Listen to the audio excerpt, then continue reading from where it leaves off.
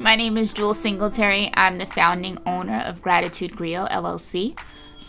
I wanted to do a behind-the-scenes look of a Black-owned yoga business because I realized that after competing in a business accelerator program at Rutgers University, that so many entrepreneurs are just trying to figure this thing out as they go along.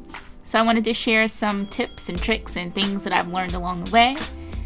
I'm not a business coach, not a financial coach, so this is just things that I've learned, and hopefully you might learn something too, and I might save you some time and some money. So in this series, I will be really transparent about my background, the tools that I use to get my business set up, and how I've been able to fund my business for the past 3 years. So let's go ahead and jump in.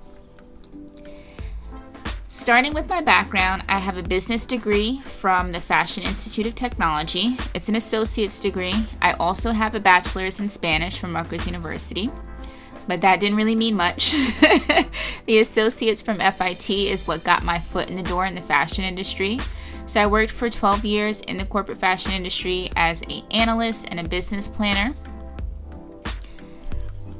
I was laid off from Nike in 2017, and I decided to follow through on my plans to start a well-being based business.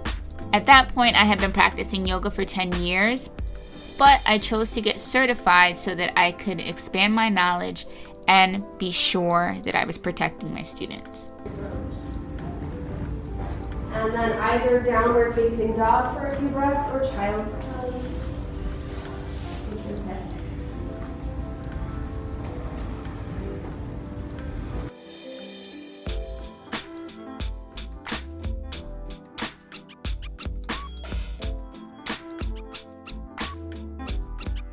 So I got done with this one and I bypassed her lower back. I started to squeeze, squeeze, squeeze, squeeze, squeeze. And then I stopped that rocking motion.